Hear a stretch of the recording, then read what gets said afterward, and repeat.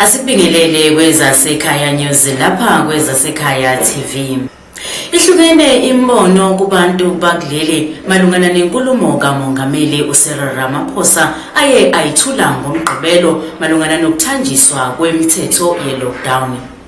Umongameli uveze ukuthi lelizwe selingakwazi ukuthi lingene esigabeni sesibili nokusho ukuthi sekuzovunyelwa ezokuvakasha utshwala kanye nogwayi. Mina ngibona ukuthi upresident ngale sigqibo lesasithathile se-lockdown level 2 kube yinto yona akade abantu sebeyilindele nabantu kade sebekhathele vele abantu nasokuhlala emakhaya yabo beside ezinye izinto enjengotshwala nogwayi but abantu vele nabo ngaphakathi abasathanda ukuhlala emakhaya. Ukubeka kweze level 2 nathi kuyinto esijabulisayo manje nathi soke sithola ithuba lokuthi sike siqale sikwazi ukuya emadolobheni sikwazi ukuyofuna imisebenzi mhlawumbe nathi singakwazi ukuthi siqashe sikwazi ukuthi sibuye so zamela imindeni yasekhaya. Khona manjalo undunankulu wesifundazwe salapha kwaZulu Natal uSihle Zikalala uthi ukhathazekile kakhulu ngokuthi kuxegiswe lemithetho ye-lockdown. uZikalala ukhala ngokuthi ziningi izigameko ezinyadisa igazi ezenzeka kulelizwe uma ngabe abantu sebephuze ngokweqile.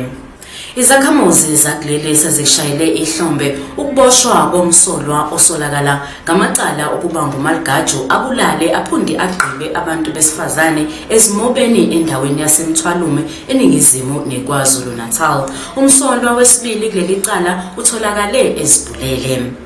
Lo msolwa oboshiwe kutholwe izicubu zemzimba zabantu besifazane endlini yakhe kanjalo kanye nezimpahla zokugqoka zangaphansi. Sathe ukwehla ngalesimo ekade sibhekene naso la kule ndawo yethu ngoMaligaju. Hayi umuntu sekamba akhululeke kancane akufani. Ukuvula kwemboni yokuthunga endaweni yaseMsinga enyakatho nesifundazwe kulindeleke ukuthi kuvule kakhulu amathuba emisebenzi kuleya ndawo. Le ndawo ingezinye zeindawo ezihlwempu kakhulu esifundazweni njengoba kuthiwa ukwakheka kwalamathuba emisebenzi kungahle kuxoshe ikati eziko emndenini eminingi. Ake sibheke kwezemidlalo.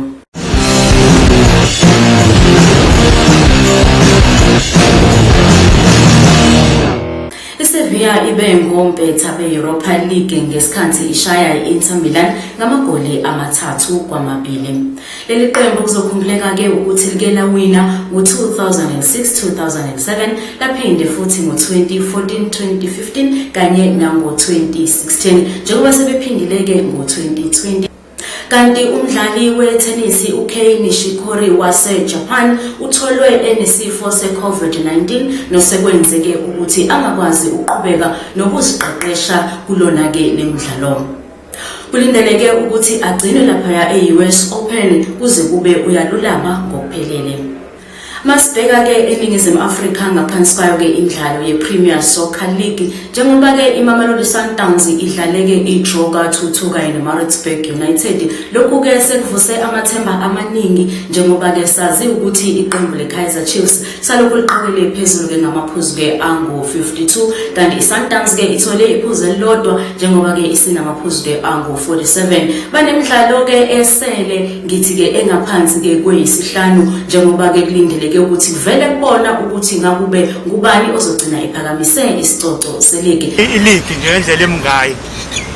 iChiefs isemathubeni ukuthi ngayithatha futhi isemathubeni ukuthi ilose. Ngenxa yokuthini ngokubuka kwami indlela edlala ngayo nomqeqeshi indlela elelo kuza asetha ngayo isidingo sakhe hayi asigculise ushintsha njalo umqeqeshi wa iChiefs uphinde futhi umqeqeshi ngalawo labantu esibanga nabo kakhulu like iSundowns. Sundowns inenkinga vele from the beginning ngonyaka futhi ayinayo inhlanhla ukupora amagoli. Sundowns is really not playing like ama-champions.